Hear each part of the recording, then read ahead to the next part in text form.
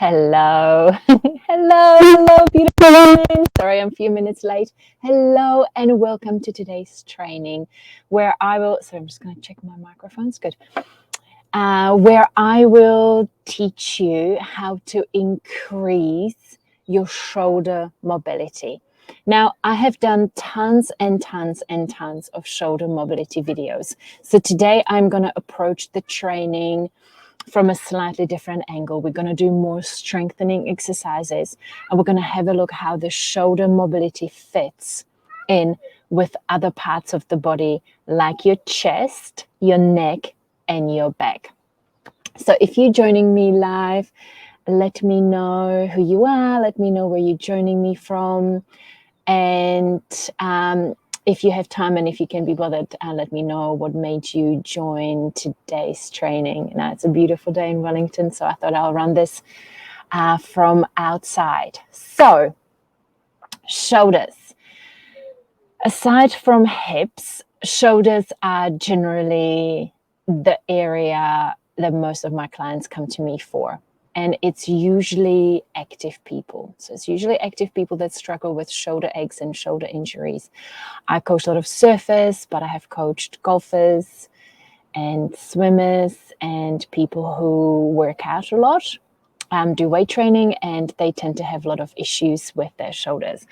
A lot of women also have really limited range of motion in the shoulders as well. So a really good test is, can you do up your bra behind your back or undo it? Okay, so I've actually had a client after training with me for about a year said, oh my gosh, you wouldn't believe it. This is probably a really silly win, but I can tell you that I can now undo my bra at the back again after years and years and years of not being able to do it. So obviously having good shoulder mobility is great for daily life, like taking your bra off, but also for your favorite sport. And shoulder joint is a very shallow joint, so it's really prone to injuries, and a lot of people don't really understand the mechanics of how to protect the shoulder from all the aches and injuries, because it's a really delicate structure that works very closely with the chest and the shoulder blade and the shoulder girdle. So it's not just that you have to think about the shoulders in isolation. The shoulders are very connected to your shoulder blades. And often when people develop frozen shoulder, it often comes from the shoulder blades. So they get kind of locked up in the thoracic spine, which is the area around the shoulder blades. And then from that, they lose of motion in their shoulders as well. Oh, hello! Someone's showing me. I can only see Facebook users, so I'll have a look later who it is. Unless you give StreamYard permission to show me your name, I will only see you as a Facebook user. So hello, thank you so much for joining me. Let me know if there is any specific issues that you are having so I can address it in this training. But I have a few things in mind. So shoulders, very intimately connected to the shoulder girdle and the chest as well. What I see a lot is that people tell me that they have limited range in the shoulders, and then I have a look at their posture, and because the poor things have to spend a lot of time on the computer, their posture is like that. So your lack of shoulder mobility when you are here, it's not about the shoulders as well. It's actually about the chest muscles, and that's where I want to start today. It's how to open the chest, because most of us are here. Yeah, it's the devices, it's the working on the computer, it's the stress that kind of naturally lifts our shoulders up, give us a lot of tension in the neck. But that is the first thing to address when you're having issues with your shoulder mobility, okay? So I'm going to today not go into shoulder mobility because you can access so much training in the group about that. If you want some of the previous trainings I've done, just comment below and I will send you a link to the specific training. I did like a 40-minute training on shoulders not that long ago. So if you want shoulder mobility specifically, I can help you out. But today it's going to be slightly different. So first, I'm going to teach you literally one of my favorite movements for opening the chest. So how you can identify that you have issues with your chest muscles, with your pec, is look in mirror and suss out your posture. If you are perfectly here and your head sits perfectly on top of your spine and you have lovely open shoulders and really perfect posture, then you might not be in the category. Chances are, though, and even I don't have a perfect posture. Okay, I spend a lot of time on the computer, and it's really hard work to fully compensate for that movement or for that activity. So if you are slightly here or even here, or if you notice that your head is slightly forward, that it doesn't sit perfectly on your neck, then you need to incorporate this movement I'm going to teach you into your exercise routine, okay? Oh, hi, Debbie, you made it. That is fabulous. Using hand pedals for swimming has left me with sore right shoulder, sometimes more, sometimes less, always there.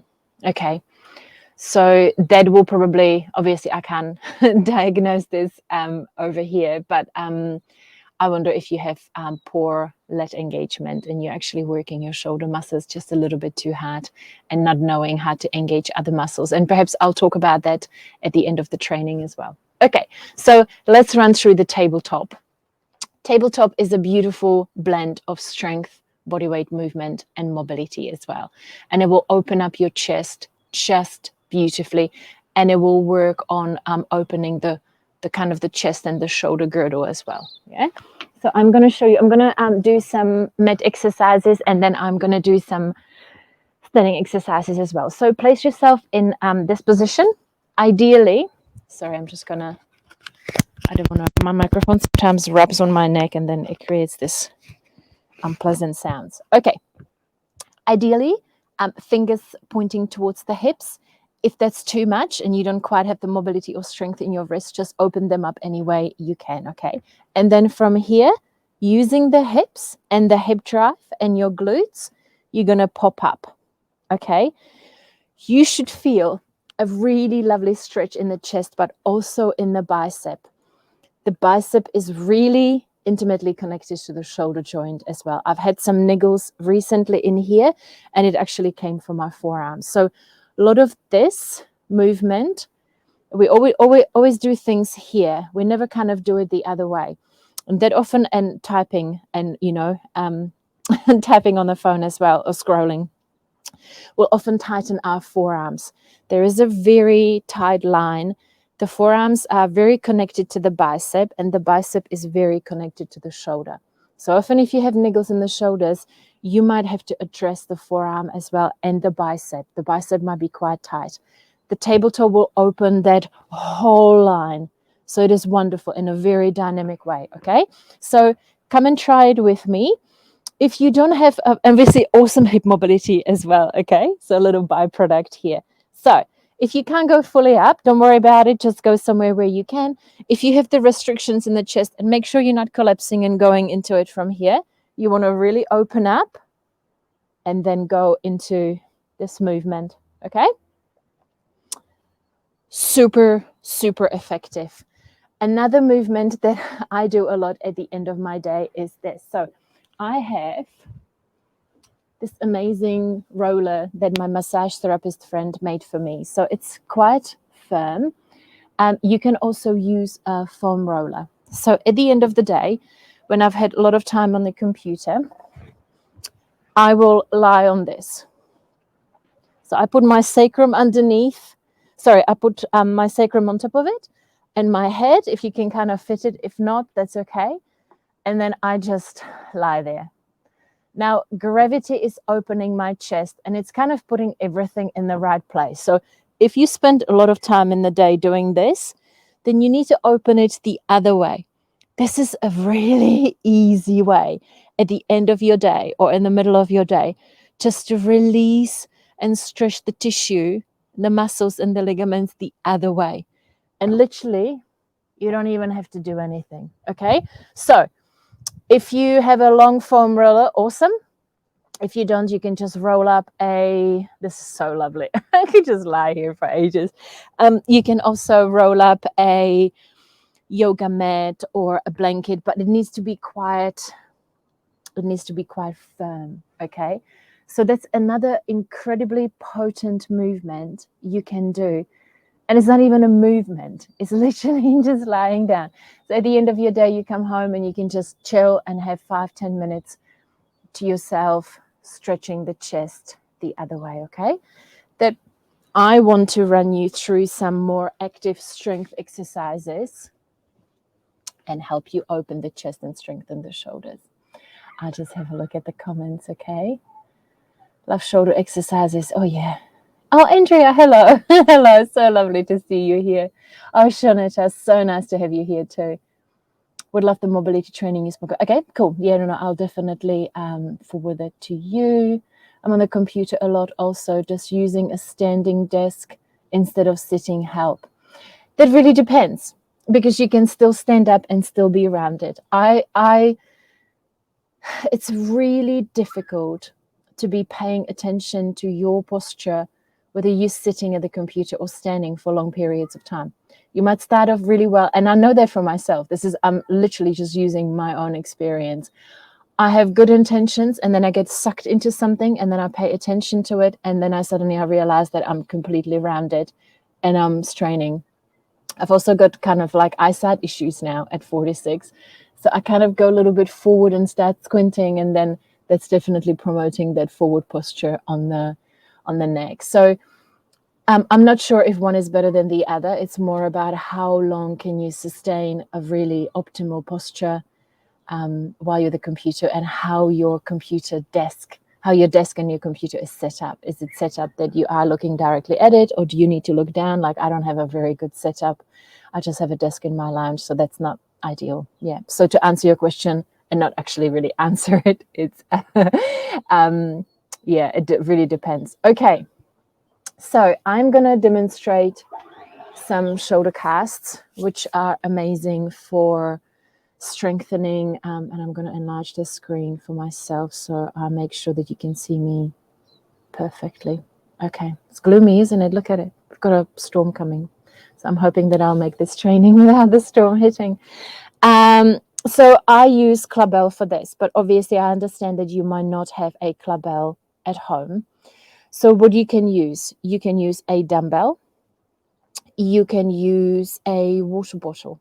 Okay, so water bottle is great. So a big water bottle, and ideally one that has, or like a wine bottle, so a bottle that has like a handle on it almost, and then the bottle goes out. So whether that's a water bottle or a glass bottle or any kind of bottle that you can find at home or in your recycling bin, fill it up with water and then experiment with it. Okay, dumbbell is also very good.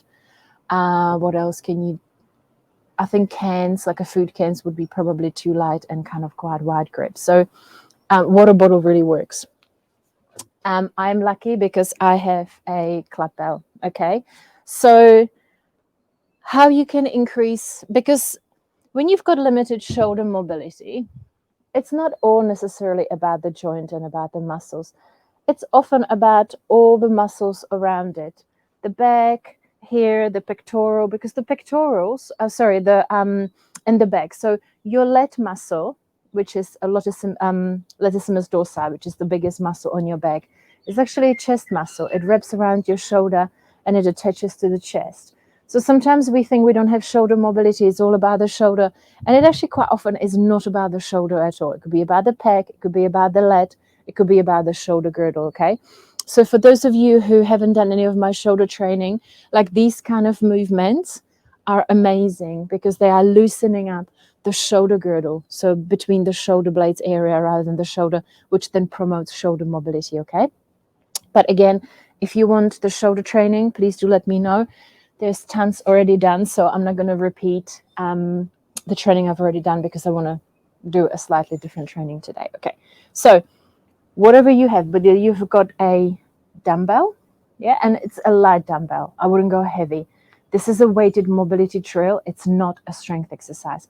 You can take it to a strength exercise at some point, but take it as a weighted mobility, okay? So I'm going to choke my Clubbell. I'm not going to do it all the way back, okay? Now, you're going to start, just make sure that you can see me Perfectly. You're going to start with your arm at a right angle. Okay, so not here, not there. And you want your elbow on the inside of the ribs. Perfectly right angle. You are going to maintain that right angle as you are casting. You're going to tighten your glutes, yeah, and tighten your abs as well, and compress the shoulders down. From here, you are going to cast the whatever you have in your hand back and then come back. Okay, I'm actually going to unchoke it because it's confusing me a little bit. Yeah, so here, and then with an exhale, come back. Pay attention that you don't do this. Yeah, it's tempting. A lot of people, if they don't have the mobility in the shoulder to go all the way back, will borrow the mobility from somewhere else. Don't do that, okay? If that's the case and you can't go all the way back, yeah, because you don't have the tricep mobility to go all the way back, tricep being this muscle, and you've got tight this line, in that case, just go partially, which is really hard to do with the whole thing, yeah? Just do partially, go somewhere where you can go without borrowing the mobility from somewhere else, and then come back, okay? Even if you just go here, yeah? Make sure the arm is perfectly right angle and do it there. I'm going to show you from this way too, okay? So I'm tracking the clubbell or whatever you have in your hand. It's going right over the shoulder, yeah? You don't want to flare the elbow out too much either. You want to keep it nice and kind of tight, yeah, in. And you want to keep compressing the shoulders down. You don't want to go up with the shoulder and then come down. The shoulder is in one place and you're just moving the arm, okay? So I'm just going to do a few and then I'm going to show you slightly a different one. Yeah? So just right angle. So this will obviously stretch a lot of muscles, but it will also strengthen the shoulder, okay? If you want to prevent injuries or if you've got tightness and niggles in your shoulders, you can't only just address mobility. You're going to have to address the strength of the joint as well and the connective tissue too. Most shoulder injuries will happen either in the rotator cuff, which are the little muscles that are stabilizing the shoulder joint, or in the ligaments. So a lot of people have frayed or slightly ruptured ligaments around the shoulders. That's an injury I see in surfers a lot because they don't understand how to engage the lat and the serratus to protect the shoulder joint, okay? But that's a whole new training. And I would love to, I think it was you, Shonetta, about the swimming, somebody who is having niggles because of swimming. I would guarantee that it's probably poor biomechanics. You're not quite understanding how to engage a whole bunch of other muscles and relieve the tension from the shoulder joint, okay? But this is a really good start. So you can go here, but where you can also, you want to strengthen the shoulder from all directions. So what's really nice to do this movement diagonally as well. So where I've gone now, I've opened that forearm out, okay? So this is called an external rotation of the shoulder, yeah? And you can even strengthen the shoulders just going into that external rotation, yeah? That will strengthen the rotator cuff and strengthen the shoulders as well. But where you can also go is to come here. Again, elbow is nicely tucked into the ribs. And then again, arm is at a right angle. And now you're doing the cast this way, yeah? Where the clubbell is quite long, so it kind of reaches my other shoulder blade. But if you've got a dumbbell, you want to have it roughly above the shoulder blade, yeah?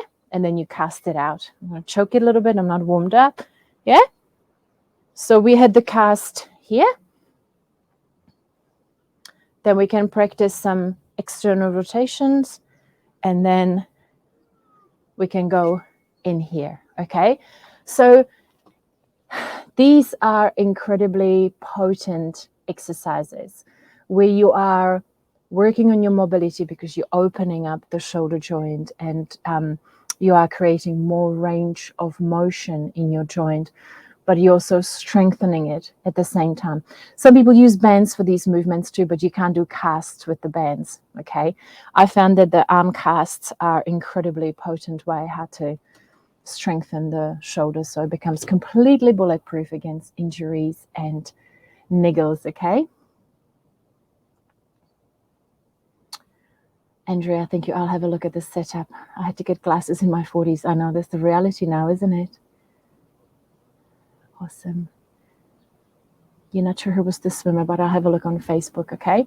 So this is what I wanted to teach you. I wanted you to change your view on if you're having issues with your shoulders or you want to prevent issues with your shoulders, you need to look at the kind of the whole upper body and the whole structure rather than just specifically focusing on shoulders, okay?